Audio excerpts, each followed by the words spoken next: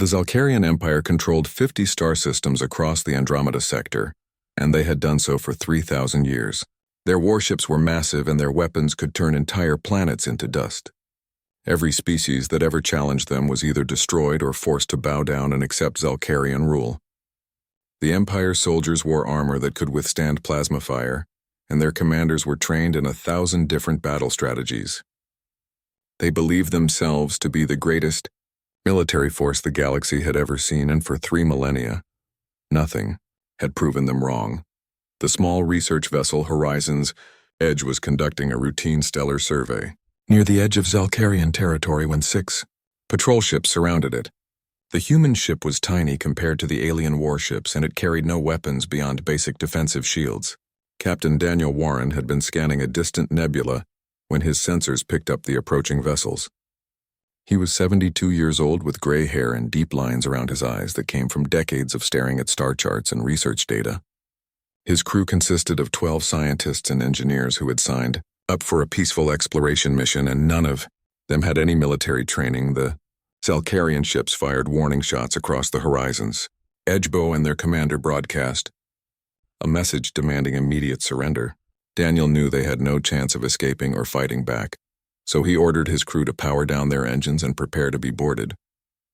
Within minutes, Zalcarian soldiers teleported onto the human ship wearing their black armor and carrying weapons that hummed with deadly energy. The aliens were tall and reptilian with scales that looked like polished obsidian and eyes that glowed with a faint yellow light. They moved through the ship with practiced efficiency and rounded up every human they found. Daniel and his crew were transported to a massive orbital fortress that hung above the planet Zalk Prime like a dark moon. The fortress was a military command station that coordinated Zalcarian operations across the entire sector, and it housed thousands of soldiers and officers. The humans were taken to holding cells deep within the structure where the walls were made of some kind of energy field that shocked anyone who touched it. Daniel sat on the hard bench in his cell and watched as his crew members were led away one by one for interrogation. When the guards came for Daniel, they took him to a large chamber where Commander Thexeral waited. The Zalcarian officer sat on a raised platform surrounded by holographic displays showing star maps and military reports.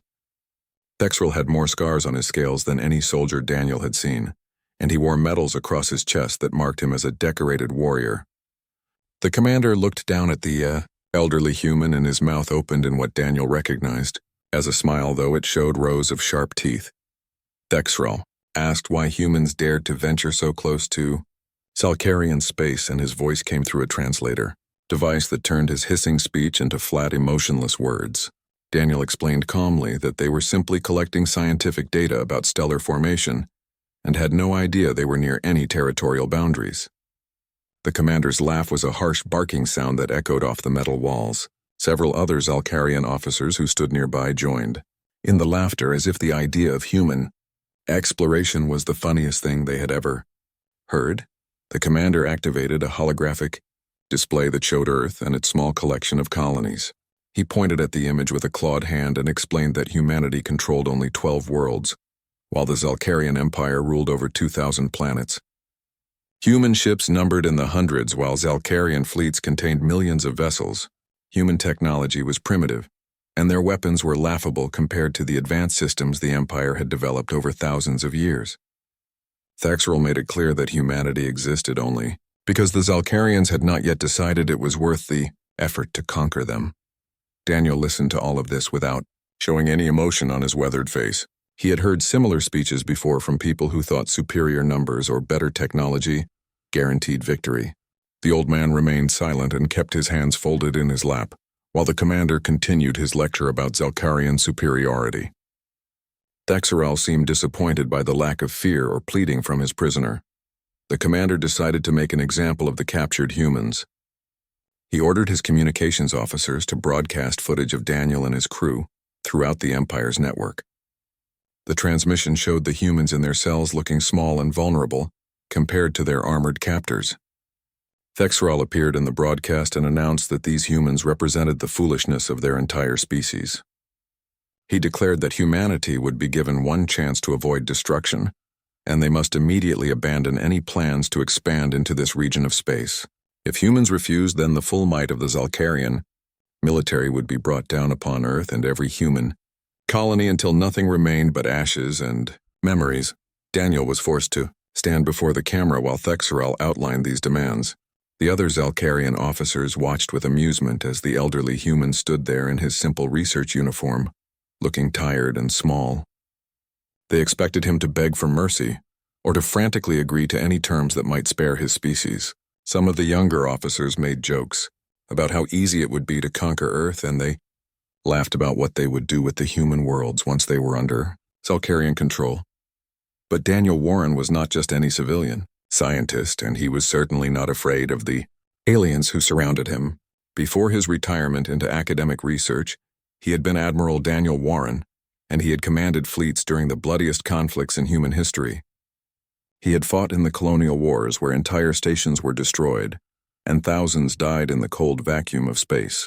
He had been a strategic advisor during the Mars Rebellion, when brother fought against brother in tunnels beneath the red planet's surface.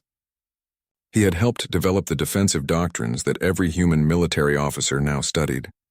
The old man had seen more combat and death than everyone in this room combined, and he understood war in ways these conquering aliens never would. Thexerel demanded that Daniel send a message to Earth recommending immediate surrender to spare his species from annihilation. The commander believed this broken old human would do anything to save his people from the horror of facing Zalcarian military power. The camera focused on Daniel's face, waiting to capture his moment of defeat and fear. Every officer in the room watched, expecting to see the human crumble under the weight of their empire's might and the terrible choice he faced. Daniel stood before the camera and looked directly into the lens with eyes that had seen countless battles and buried too many friends. The Zalcarian officers expected him to tremble or plead, but instead the old man straightened his back despite his aching joints. His voice when he finally spoke was calm and steady, and carried the weight of someone who had made difficult decisions that cost lives and saved worlds. He did not beg or negotiate, or show any sign of the fear that Thexerel wanted to see. The commander leaned forward on his platform, expecting to hear words of surrender, but what came out of Daniel's mouth was something entirely different. The old human's face remained neutral, but his tone became cold and hard, like steel that had been tempered in fire. He spoke slowly so that every word would be clearly translated and understood.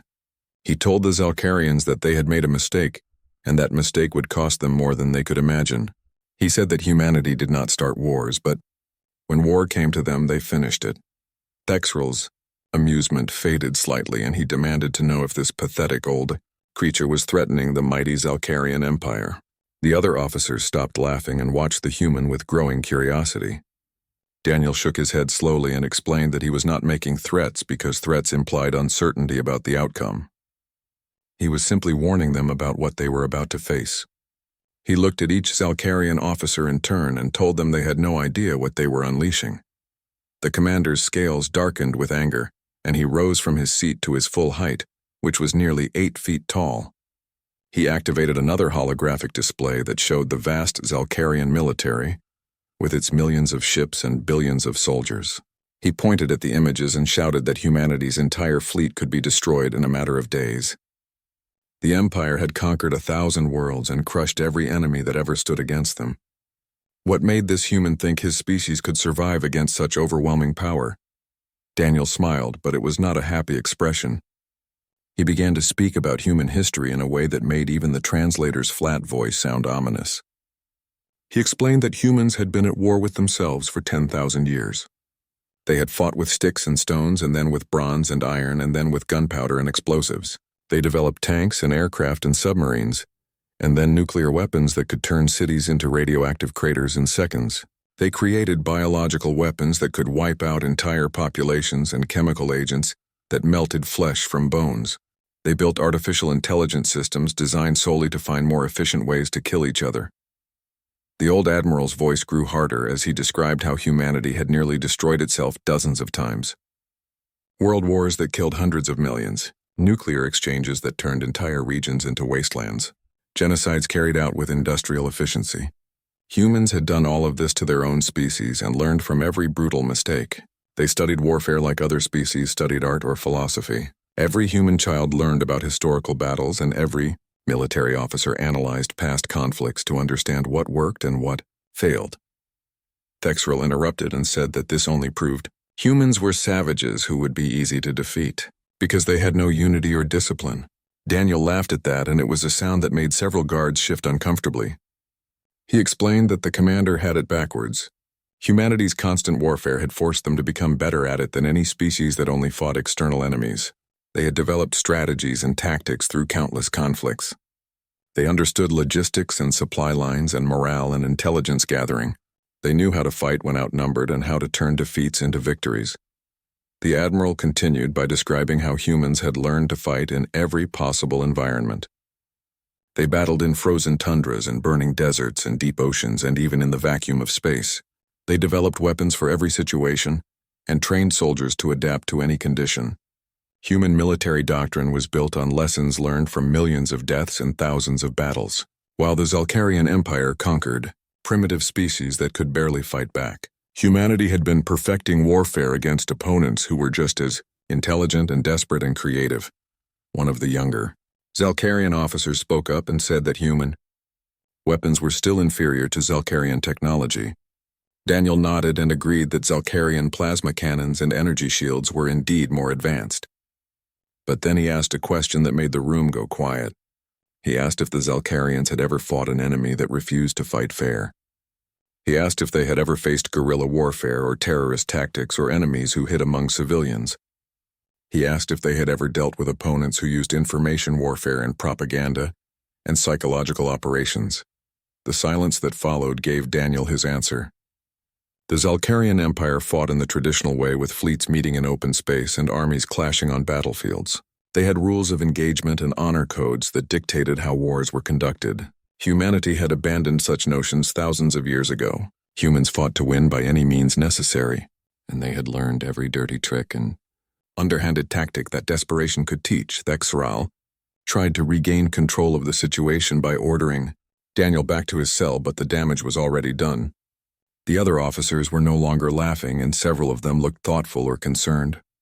The broadcast had been transmitted throughout the Empire's network, which meant millions of Zalcarians had heard the old human's words. Some would dismiss it as empty bravado, but others might wonder if there was truth to his warnings. Daniel was escorted back to his cell by guards who no longer seemed quite as confident. He sat on the hard bench and waited, knowing that his message had reached Earth by now. The Zalcarian communications network was faster than human technology, but it was also less secure. Earth's intelligence services would have intercepted the broadcast within hours. They would see their captured scientists standing before an alien empire, and they would hear the threat that had been made against humanity. More importantly, they would recognize Daniel Warren despite his civilian clothes and gray hair. They would know that one of their greatest military minds had just declared war on behalf of the entire human race. The old admiral closed his eyes and tried to rest because he knew what was coming. Earth would not surrender, and they would not negotiate from a position of weakness. The response would be swift and overwhelming and brutal. Humanity had been preparing for first contact with hostile aliens since they first left their homeworld. Every ship in the fleet had protocols for this exact scenario. Every colony had defense plans. Every soldier had trained for the day when humanity would have to prove it belonged among the stars. Thexrel returned to his command center and tried to dismiss the humans' words as the desperate threats of a defeated enemy. But something about the old man's certainty bothered him. The commander had conquered many worlds and faced many enemies, but none of them had ever spoken with such absolute confidence. None of them had smiled when describing their own species' capacity for violence. None of them had warned their captors instead of begging for mercy. The message reached Earth within 6 hours, and every major government received it simultaneously. President Linda Hayes was in a cabinet meeting when her security chief burst through the doors and told her that Admiral Daniel Warren had been captured by an alien empire that was threatening to destroy humanity. The recording played on the large screen, and everyone in the room watched as the old admiral delivered his warning to the Zalcarians. When it finished, the room erupted in voices all talking over each other, but the president raised her hand for silence. She ordered an immediate emergency session of the United Earth Council, and within 2 hours, representatives from every human colony and settlement were connected through quantum communication links. Admiral Jacob Martinez, who commanded Earth's defense fleet, stood before the council and laid out the situation. The Zalcarians controlled 50 star systems and had a military force that outnumbered humanity's ships by a factor of 10,000 to 1. By every logical calculation, humanity should surrender immediately and hope for mercy. But Admiral Martinez did not recommend surrender, and neither did anyone else in that chamber. The council members had all grown up hearing stories about Earth's bloody history, and they understood what Daniel Warren had been trying to tell the aliens. Humanity had not clawed its way up from tribal warfare to interstellar civilization by backing down from threats. They had survived because they refused to quit even when facing impossible odds. The vote was unanimous, and Earth would not bow to the Zalcarian Empire. Martinez returned to his command center and began issuing orders that had been prepared decades ago for exactly this scenario. Every military installation across the solar system went to full alert. Ships that had been disguised as civilian transports or mining vessels revealed their true purpose. Orbital platforms that appeared to be simple communication satellites activated weapon systems that had been hidden inside their hulls. The moon's far side, which tourists thought was just a research station, was actually the largest military fortress humanity had ever built. The Zalcarian Empire responded to Earth's defiance by sending a battle group of 20 warships to demonstrate their power. Commander Thexrel watched from his orbital fortress as the fleet departed for the human homeworld. He expected them to arrive at Earth and find a frightened population ready to surrender. The 20 ships were enough to destroy any planetary defense system that primitive humans could have built. It would be a quick victory that would teach humanity its place in the galaxy. But when the Zalcarian battle group arrived at Earth, they found something very different from what they expected. The lead ship's sensors detected hundreds of objects in orbit around the planet, and more emerging from behind the moon. Warning alarms blared as the tactical computers tried to count all the potential threats. The Zalcarian commander sent a demand for immediate surrender, and gave the humans 1 hour to respond. Earth's answer came in the form of 1,000 missiles launching from hidden silos across the planet's surface. The Zalcarian shields held against the first wave, but then the orbital platforms opened fire with weapons that the aliens had never encountered before. Kinetic bombardment systems accelerated chunks of metal to incredible speeds using magnetic rails. The projectiles hit with the force of nuclear weapons but produced no radiation or energy signature that the Zalcarian shields were designed to stop. 3 Zalcarian ships were destroyed in the first 10 minutes of battle. Their commanders tried to organize a counterattack, but human fighters swarmed out from bases on the Moon and Mars. The small craft moved with incredible agility and seemed to ignore the normal limitations of inertia.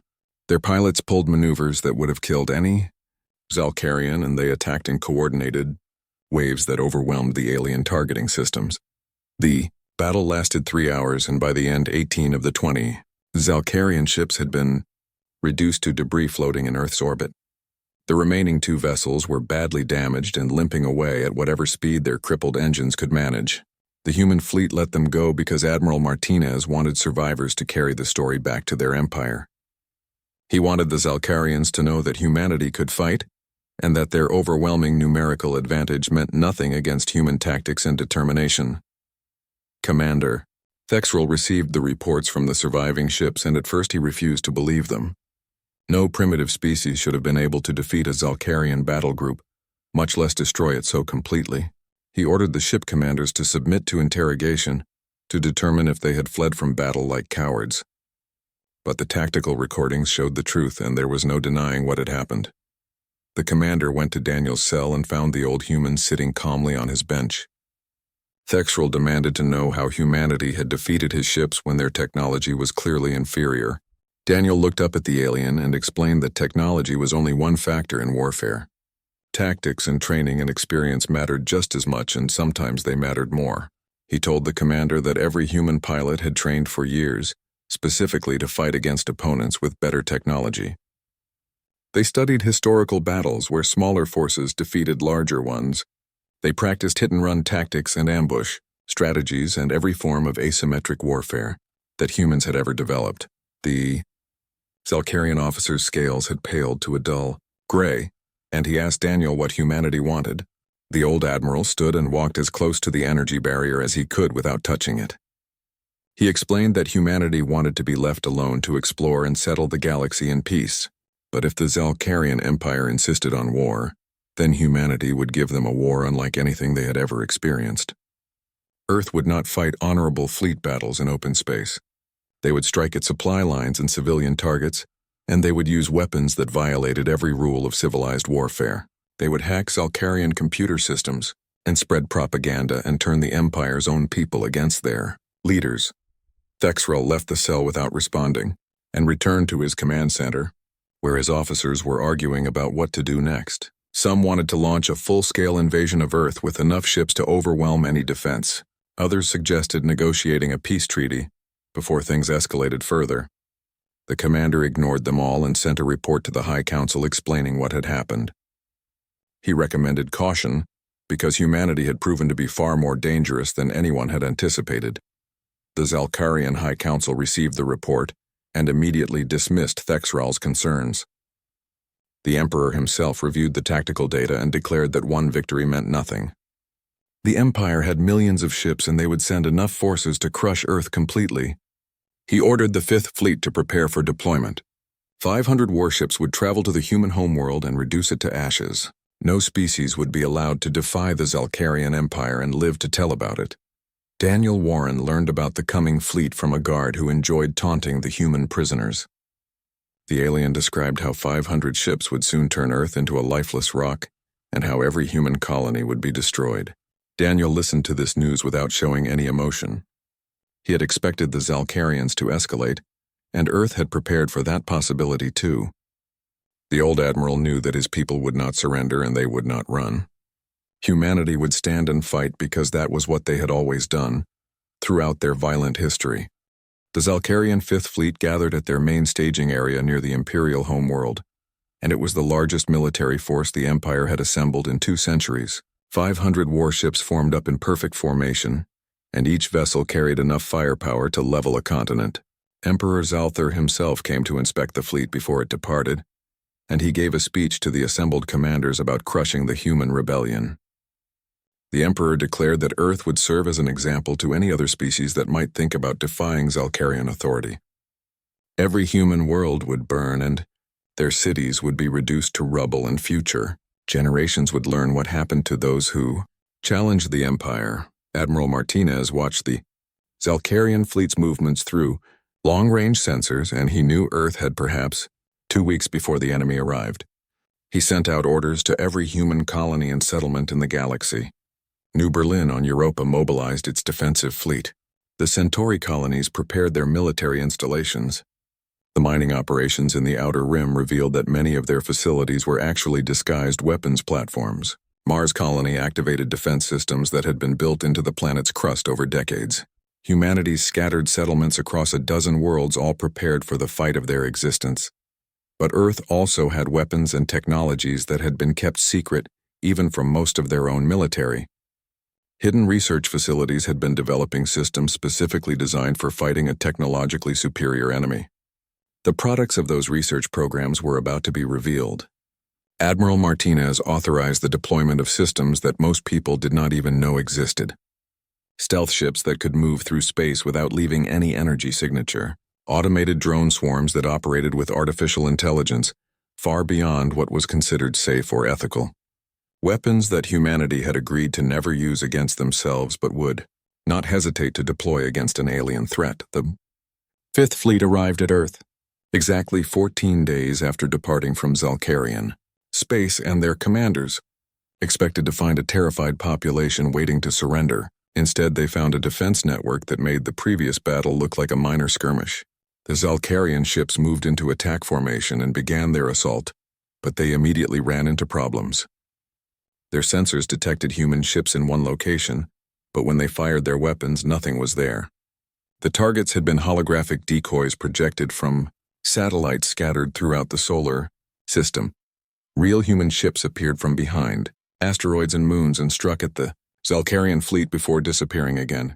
They used the gravity wells of planets to slingshot themselves into attack positions and then vanished into the dark between worlds.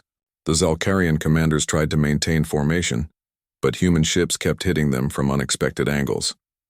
Small fighter craft flew through the gaps in their defensive screens and launched missiles at close range before the larger ships could bring their weapons to bear. Commander, Thexrel watched the battle from his orbital fortress and he began to understand what Daniel Warren had tried to explain.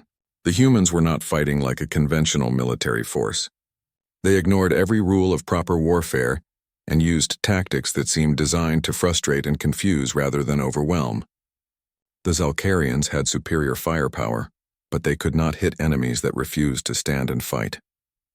Every time the Fifth Fleet concentrated on one group of human ships, another group would appear somewhere else and strike at their flanks or rear. Then, something happened that the Zalcarians had never experienced in 3,000 years of conquest. Their ships began to malfunction in ways that made no sense. Navigation systems suddenly displayed incorrect data. Weapons targeting computers locked onto friendly vessels instead of enemies. Communication channels filled with false orders that contradicted what the fleet commanders were actually saying. The entire command structure began to break down as officers could not trust the information their computers were giving them. Human named Casey Morgan sat in a secure facility deep beneath Earth's surface and watched lines of code scroll across multiple screens. Casey had spent 15 years studying computer systems and had a natural talent for finding weaknesses in any program. When the war started, Casey volunteered to lead a team of programmers who would attack the Zalcarian fleet's digital infrastructure. They had spent 2 weeks analyzing every piece of Zalcarian technology they could find, and they discovered that the Empire's computer systems were powerful, but not as secure as they should have been. The Zalcarians had never faced an enemy that could hack their networks, so they had not built proper defenses against it. Casey's team wrote programs that infiltrated the Zalcarian command network through their own communication signals. The viruses spread from ship to ship and began altering data in subtle ways at first. A targeting solution would be off by a few degrees. A damage report would show systems as functional when they were actually damaged. Then the attacks became more aggressive, and entire systems began to fail or provide completely false information. The Zalcarian fleet started firing on each other because their computers told them those ships were human vessels. The battle that became known as the 6-Hour War ended with the Zalcarian Fifth Fleet in complete disarray. More than 200 ships had been destroyed, and another 100 were too damaged to continue fighting. The remaining vessels retreated in whatever direction their navigation systems told them was away from Earth. Some of them would take weeks to find their way back to Zalcarian space because their star charts had been corrupted and they no longer knew where they were. Admiral Martinez did not order his fleet to pursue the retreating Zalcarians. Earth's forces had taken casualties too, and many ships needed repairs. More importantly, he wanted the survivors to return home and tell their empire what they had faced. He wanted every Zalcarian to hear about how their mighty Fifth Fleet had been defeated by a species they considered primitive and weak. Fear would be humanity's weapon now, and it would spread through the empire faster than any fleet could travel. On the orbital fortress commander, Thexrel stood alone in his command center and stared at the tactical displays showing the disaster. Half the Fifth Fleet gone, and the other half scattered across the sector. The Emperor would demand answers and heads would roll for this failure. The commander finally understood that Daniel Warren had not been making empty threats or trying to sound brave. The old human had been trying to warn them about something the Zalcarian Empire was not equipped to handle. Thexrel went to Daniel's cell again, and this time he did not come with guards or swagger or confidence. He stood before the energy barrier and looked at the elderly human who sat calmly reading a book that one of the guards had given him. The commander asked how humanity had defeated the Fifth Fleet when every logical analysis said it was impossible. Daniel closed his book and looked up at the alien with tired eyes that had seen too much war. The old admiral explained that the Zalcarians had made the same mistake that many powerful empires throughout history had made. They assumed that superior technology and numbers guaranteed victory. But warfare was not about who had the biggest guns or the most ships. It was about who wanted to win more and who was willing to do whatever was necessary to achieve victory. The Zalcarian Empire had conquered weak opponents for so long that they forgot how to fight against an enemy that refused to lose. Humanity had been fighting desperate battles against impossible odds for their entire existence, and they had learned that the only way to survive was to be more ruthless and creative than their enemies. Thexrel asked what would happen now, and Daniel told him that depended on the Emperor's next move. If the Zalcarians continued to attack, then humanity would take the war to them. Human ships would strike at Zalcarian worlds and supply lines. They would arm rebel groups on conquered planets and teach them human tactics. They would turn the Empire's own size against it by forcing the Zalcarians to defend everything everywhere all at once. The war would drag on for years and cost both sides millions of lives. Or the Emperor could accept that humanity was not going to surrender and negotiate a real peace treaty between equals. Emperor Zalthar received the reports from the Fifth Fleet's defeat, and his rage shook the very foundations of the imperial palace. He ordered the immediate execution of 3 admirals who had commanded sections of the fleet, and he demanded that a new offensive be launched immediately. But his advisors were no longer as confident as they had been before. The military analysts studied the battle recordings and found tactics they had never encountered. The computer specialists discovered that their entire network infrastructure had been compromised in ways they did not understand. For the first time in 3,000 years, the Zalcarian Empire faced an enemy that seemed to know more about warfare than they did. The war continued for 3 months, and every Zalcarian offensive met the same result. Human forces refused to engage in direct fleet battles where Zalcarian numbers would give them an advantage. Instead, they hit supply convoys and destroyed shipyards and assassinated military commanders. A strike force led by Commander Paul Griffin penetrated deep into Zalcarian territory and destroyed the main construction facilities at Kelvor Prime. The shipyards had been building vessels for the Empire for 1,000 years, and their destruction set back Zalcarian military production by decades. Lieutenant Helen Torres led operations on worlds that the Zalcarians had conquered centuries ago. She made contact with resistance groups that had been fighting hopeless battles against the Empire for generations. Helen taught them human guerrilla tactics and showed them how to build improvised weapons from common materials. She explained how to sabotage infrastructure and how to spread propaganda, and how to make the Zalcarians afraid to leave their fortified bases. Within weeks, 12 conquered worlds erupted in coordinated rebellions that forced the Empire to divert ships and soldiers away from fighting humanity. Dr. Marcus Webb worked in a research facility on Europa and developed a computer virus specifically designed to target Zalcarian systems. The virus spread through their communication networks like a plague, and it did not just destroy data or shut down systems. It learned and adapted and found new ways to infiltrate protected networks. Zalcarian computer specialists tried to create countermeasures, but the virus evolved faster than they could respond. Their entire logistics network became unreliable, and supplies stopped reaching frontline units. Ships could not coordinate their movements properly, and military operations ground to a halt. The Zalcarian economy began to collapse under the strain of fighting a war that consumed resources but produced no victories. Worlds that had paid tribute to the Empire for centuries started questioning why they should support a government that could not even defeat a single species. The subject populations saw that the mighty Zalcarians were not invincible, and old resentments began to surface. Riots broke out on 12 planets, and the Empire had to use military force to maintain control over its own territory. Emperor Zalthar watched his empire crumbling, and he finally understood that continuing the war would destroy everything the Zalcarians had built. He sent a message to Earth requesting negotiations, and he made it clear that he wanted to discuss terms for ending the conflict. President Hayes consulted with her military advisors, and they all agreed that pushing for total victory would cost too many human lives. Admiral Martinez prepared a delegation to meet with Zalcarian representatives at a neutral space station in unclaimed territory. The admiral arrived at the negotiations with a team of diplomats and military officers, and standing beside him in a crisp uniform was Daniel Warren. The Zalcarians had released all their human prisoners as a gesture of good faith, and Daniel had immediately rejoined the military at his old rank.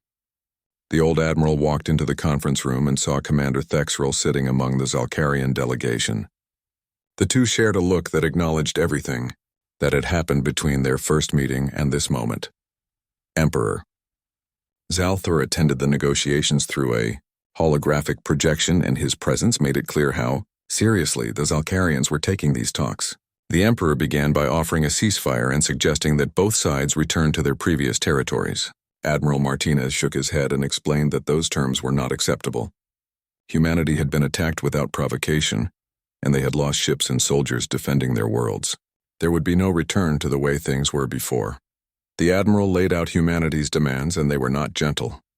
The Zalkarian Empire would withdraw from a buffer zone of 20 star systems between their territory and human space. They would pay reparations for the ships and lives lost during their attacks. They would recognize humanity as an equal sovereign power with the same rights and status as the Empire itself.